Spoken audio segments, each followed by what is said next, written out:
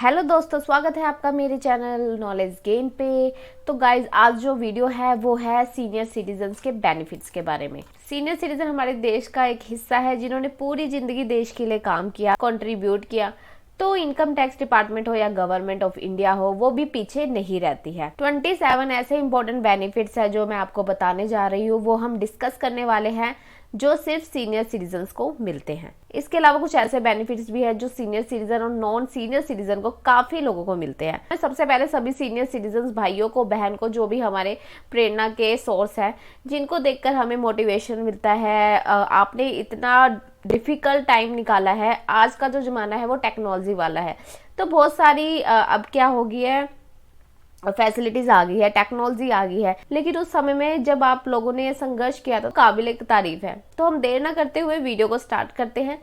तो आप इस वीडियो के लास्ट तक जरूर बने रहे, और जिन्होंने चैनल सब्सक्राइब नहीं किया वो चैनल को भी सब्सक्राइब कर ले। बहुत सारे सीनियर सिटीजन हैं जिनके लिए कोई भी टेक केयर करने वाले नहीं होते, और बहुत सारे लोग हैं जो जा नहीं पाते मार्केट के अंदर। किसी भी तरह की कोई क्वेरी और डाउट हो तो वो मुझे कमेंट करके पूछ सकते हैं। और इसके अलावा भी आपको कोई प्रोफेशनल हेल्प चाहिए तो वो भी आपको रीजनेबल प्राइस पर जो है वो अवेलेबल करा देंगे। तो सबसे पहले तो मैं बता दूं कि सीनियर सिटीजन होते कौन है। अगर इनकम टैक्स की बात करें तो आप देख सकते हैं कि 1, 2, 3 कैटेगरीज, इन कैटेगरीज पे हमने लोगों को बांट दिया है।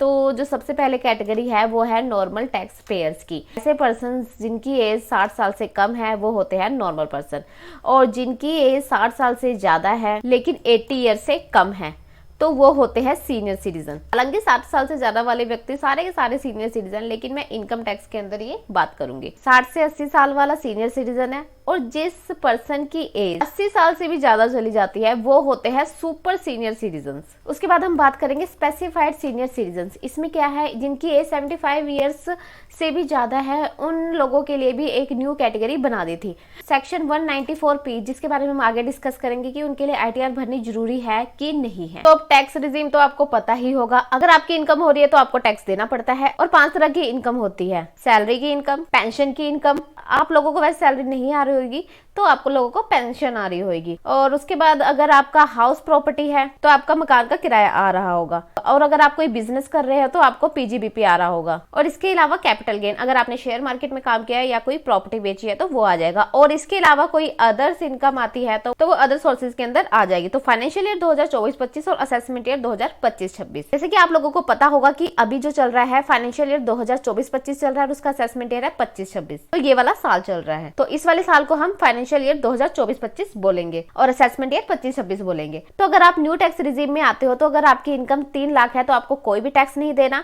और अगर आपकी इनकम 3 लाख से 7 लाख है तो आपको 5% टैक्स देना पड़ेगा, और अगर आपकी इनकम 7 लाख से 10 लाख है तो आपको 10% टैक्स देना पड़ेगा, और अगर 10 से 12 लाख है तो 15%, और 12 से 15 लाख है तो 20%, और अगर उससे अबव है तो आपको 30% टैक्स देना पड़ेगा। तो ये तो मैंने आप लोगों को नॉर्मल टैक्स स्लैब बता दिए हैं। और उसके बाद हम बात करते हैं ऑल टैक्स रिजीम। इसमें same financial year 2024-25 and assessment year 2025-26। Normal तो वैसे 2.5 लाख तक की इनकम पर कोई भी टैक्स नहीं होता, लेकिन ये 0 टैक्स हो जाता है। लेकिन हम 2.5 लाख से ज्यादा वाली कैटेगरी में आएगी तो ये लिमिट 3 लाख रुपए हो जाएगी, और अगर आपकी एज 80 ईयर से ज्यादा है तो 5 लाख तक माफ हो जाएगी। 5 लाख के बाद अगर यहाँ पर 3 लाख भी हो जाएगी तो 3 से 5 लाख तक की इनकम पर आपका जो है 5% टैक्स लगेगा, और उसके बाद 5 लाख से 10 लाख तक की इनकम पर 20% लगेगा, और उसके बाद अगर आपकी इनकम 10 लाख से ऊपर है तो 30% टैक्स लगेगा। मतलब यहाँ पर जो टैक्स रेट है वो थोड़ा सा ज्यादा लगता है, लेकिन आपको काफी सारी डिडक्शन और एग्जम्पशन का बेनिफिट भी आपको यहाँ पर मिल जाता है। तो सबसे पहले हम बात करने वाले हैं, जैसे कि मैंने आपको बताया था कि ऑल टैक्स रिजीम में जो नॉर्मल पर्सन के लिए 2.5 लाख रुपए तक की छूट रहती है। 2.5 लाख रुपए का मतलब क्या है, वैसे ऑल टैक्स रिजीम में टैक्स तो वैसे 5 लाख तक आपको नहीं देना है, लेकिन जिसकी भी इनकम 2.5 लाख रुपए से ज्यादा है उसको ITR भरनी जरूरी है। और अगर आप एक सीनियर सिटीजन हैं तो आपको 3 लाख के बाद ITR भरनी जरूरी है, और अगर आप एक सुपर सीनियर सिटीजन हैं तो आपको 5 लाख के बाद आपको ITR भरनी है। तो ये पहला बेनिफिट आ गया। आपको समझ आ गया होगा कि ऑल टैक्स रिजीम में आपको 2.5 लाख तक की छूट नहीं है, आपको 3 लाख तक की छूट है और आपको 5 लाख तक की छूट है। और न्यू टैक्स रिजीम की बात करें तो सभी पर्सन के लिए 3 लाख रुपए तक की छूट वहां पर आपको मिलने वाली है। उसके बाद इनकम टैक्स का सेक्शन 80 TTB, जो कि आपको पता होगा अगर आप सीनियर सिटीजन है तो आपका सेविंग का अकाउंट तो जरूर होगा, और उसमें कुछ आपने जो सेविंग्स वगैरह है वहां पे डिपॉजिट करके रखी होगी। तो अगर आपने उसकी एफडी या आरडी करवा रखी है तो आपको तो पता ही है कि बैंक क्या करता है, अगर आपका पैसा वहां पर रखा है तो ये आपको इंटरेस्ट देते हैं। सेक्शन जो 80TTA है जो 60 साल से कम वाले पर्सन की बात करता है, तो हम ये बात नहीं करेंगे। ये बोलता है कि आपको एफडी और सेविंग के ब्याज की आपको सिर्फ सेविंग के इंटरेस्ट की छूट देता है। लेकिन जो सेक्शन 80TTBB है वो आपको सेविंग का जो एफडी का है वो 50,000 तक का जो आपका टैक्स है वो माफ कर देता है। मतलब कि आपकी इनकम में जुड़ेगा, फिर वो आपकी इनकम से लेस भी हो जाएगा अगर आप ऑल टैक्स रिजीम में जाते हैं।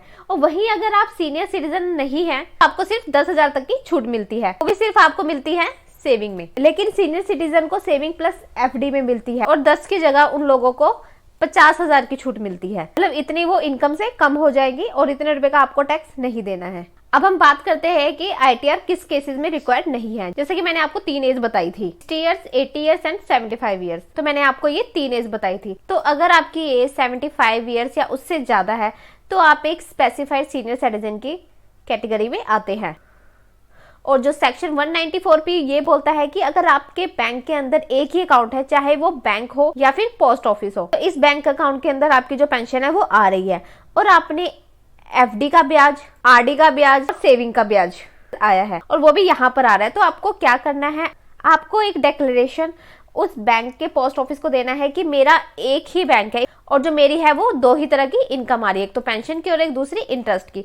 तो वो क्या करेगा, वो आपका टीडीएस काट लेगा और 194P के अंदर आपको डिडक्शन वगैरह देगा और आपको 87A की भी डिबेट मिल जाएगी, क्योंकि 87A के बारे में हम आगे डिस्कस करेंगे। तो आपको आईटीआर भरने की कोई भी जरूरत नहीं पड़ेगी, क्योंकि आपकी जो इनकम है कितनी भी आ रही है लेकिन आपका एक ही बैंक से आ रही है, तो आप एक स्पेसिफाइड सीनियर सिटीजन है, तो ये बेनिफिट एक स्पेसिफाइड सीनियर सिटीजन को ही मिलता है। उसके बाद हम बात करते हैं नो एडवांस टैक्स की। जैसे कि आपको पता होगा, इनकम टैक्स डिपार्टमेंट बोलता है जैसे आप काम कर रहे हो वैसे हमें दे दो। अभी 1/4/2024, 31/3/2025 का जो साल चल रहा है, तो ये साल खत्म होगा। उसके बाद में आप 31 जुलाई 2025 को मान लो आप आईटीआर भरोगे, तो आपकी जो कमाई है आपने तो अभी कर लिया इस पीरियड में, लेकिन आप टैक्स भरोगे 31 जुलाई 2025 को। तो सरकार कहती है ऐसा नहीं चलेगा, हमें एडवांस में ही दे दो। आपको 15%, फिर 45%, के बाद 75%, फिर 100% आपको जो है वो टैक्स देना है। और आपको ये 3 महीने में देना होता है, जैसे कि अप्रैल में, जून के अंदर देना है, फिर सितंबर में देना है, फिर दिसंबर में देना है और फिर मार्च में देना है। लेकिन अगर आप एक सीनियर सिटीजन है तो ये देना किसको होता है, जिसका टैक्स 10,000 से ज्यादा का बन रहा है। लेकिन अगर आप एक सीनियर सिटीजन है और आपको जो बिजनेस की इनकम नहीं आती है और अगर आप सेल, परचेज या ट्रेडिंग नहीं करते हैं, तो आपको जो है वो एडवांस टैक्स नहीं देना है और ना ही आपको एडवांस टैक्स का कोई भी आपको इंटरेस्ट यहाँ पर देना पड़ेगा। इसके बाद हम बात करते हैं मेडिकल इंश्योरेंस प्रीमियम की। जैसे कि आपको पता है हेल्थ इज वेल्थ, अगर आप अपनी हेल्थ का ध्यान रखोगे तो हेल्थ आपका ख्याल रखेगी। इनकम टैक्स का सेक्शन 80D बोलता है कि अगर आप लाइफ इंश्योरेंस के अलावा हेल्थ इंश्योरेंस करवाते हैं, अपना बीमा करवा देते हैं, तो कई बार कुछ आपको ऐसी बीमारी आ जाती है, आपको पता होगा उसका खर्चा बीमा कंपनी देती है। तो नॉर्मल पर्सन को तो 25,000 की छूट मिलती है, लेकिन जो सीनियर सिटीजन है उनको 50,000 की जो छूट है वो इनकम टैक्स का जो सेक्शन 80D है वो यहाँ पर देता है। उसके बाद हम बात कर ले मेडिकल एक्सपेंडिचर के बारे में। तो दोस्तों, दवाइयों पर, मेडिकल पर, इलाज पर बहुत खर्चा लगता है, जैसे कि आप लोगों को पता है। तो इनकम टैक्स का जो सेक्शन है 80D, वापस से मैं आपको बता रही हूँ, अगर आप एक टैक्स पेयर और आपके जो सीनियर सिटीजन पेरेंट्स हैं, आप उनके ऊपर खर्चा करते हैं और उनका इलाज करते हैं, तो नॉर्मल पर्सन्स को जो है वो 25,000 तक की छूट मिलती है। लेकिन सीनियर सिटीजन पेरेंट्स को अगर आप कोई भी खर्चा करते हैं तो आपको 50,000 तक की छूट अलग से मिलती है। मतलब इनकम टैक्स का जो सेक्शन 80D बोलता है, अगर आप सीनियर सिटीजन है तो आपको 50,000 की छूट मिल जाएगी और अगर आप सीनियर सिटीजन पेरेंट का मेडिकल का खर्चा करते हैं तो आपको वहां पर भी 50,000 की छूट मिल जाएगी। मतलब कि आपको यहाँ पर 1 लाख रुपए तक की छूट आप 80D में ले सकते हैं। और अगर आप 30% टैक्स स्लैब में आते हैं तो सीधा ही आपको यहाँ पर 30,000 का जो टैक्स है वो बचने वाला है। इसके अलावा हम बात करेंगे medical treatment of specified disease और एलिमेंट। तो इनकम टैक्स का जो सेक्शन है 80DD भी बोलता है, अगर नॉर्मल पर्सन अपने स्पेसिफाइड डिसीज के लिए उसका इलाज करवाता है तो उसे 40,000 तक की जो है वो छूट मिलती है। लेकिन सीनियर सिटीजन के लिए ये जो है लिमिट 2.5 गुना हो जाती है। मतलब कि 1 लाख तक आपको 80DD के अंदर जो सीनियर सिटीजन को है वो छूट मिलने वाली है। उसके बाद में हम बात करते हैं मैनुअली पेपर फॉर्म ITR। जैसे कि आप लोगों को पता है कि अभी ये ऑनलाइन का जमाना है। incometax.gov.in के साइट पर यहाँ पर सारे नोटिस ऑनलाइन आते हैं, रिप्लाई भी ऑनलाइन देने होते हैं और ITR भी ऑनलाइन भरनी है। लेकिन जो सीनियर सिटीजन होते हैं, जो कई बार अपनी टेक्नोलॉजी को अपग्रेड नहीं कर पाते हैं या वो जो ऑनलाइन है वो इनकम टैक्स नहीं भर पाते हैं, उनके पास ऐसा कोई सोर्स नहीं होता। लेकिन अगर आप एक सुपर सीनियर सिटीजन है और अगर आप, मैंने आपको जो 3 कैटेगरी बताई थी, अगर आपकी उम्र 80 उससे ज्यादा है तो आप ITR को कैसे भर सकते हैं। अगर आपने ITR 1 या ITR 4 अगर आपने भरनी है तो आप मैनुअली या इलेक्ट्रॉनिकली दोनों ही ऑप्शन आपके पास होंगे। आपको पता होगा कि ITO ये होता है इनकम टैक्स ऑफिस, जो आपके डिस्ट्रिक्ट लेवल पर जहां पर भी होगा वहां पर आप जाएंगे और ITR का फॉर्म लेंगे और वहां पर आप भर के वहां पर सबमिट करवा सकते हैं और आपको जो ऑनलाइन ITR भरने की जरूरत भी नहीं है अगर आप एक स्पेसिफाइड सीनियर सिटीजन है। बाद हम बात करेंगे नो इनकम टैक्स स्क्रूटनी। जैसे कि स्क्रूटनी का नाम बड़ा खतरनाक होता है, क्योंकि इनकम टैक्स डिपार्टमेंट में अगर आपको केस खुल जाता है और स्क्रूटनी के अंदर आ जाता है तो उसके अंदर क्या होता है, उसके अंदर बहुत सारे जो डॉक्यूमेंट्स मांगे जाते हैं। और आपको मैं फिर से बता दूं, ये सारा का सारा काम जो है वो आजकल फेसलेस हो जाता है, तो आप किसी को आप अपनी फीलिंग्स नहीं बता पाते सामने वाले जो ऑफिसर वहां पर बैठे होते हैं। तो आप क्या करेंगे, आप ऑनलाइन जवाब देंगे, अगर उनको अच्छा लगा तो वो एक्सेप्ट करेंगे, नहीं तो रिजेक्ट करके वो डिमांड निकाल देंगे। और अगर आपकी PGBP profit and gain from business and profession की इनकम नहीं है, उसके अलावा कोई भी इनकम आ रही है, तो आपका चाहे कितना भी गड़बड़ हो रहा है, आपका जो केस है वो स्क्रूटनी के अंदर नहीं खुलने वाला है।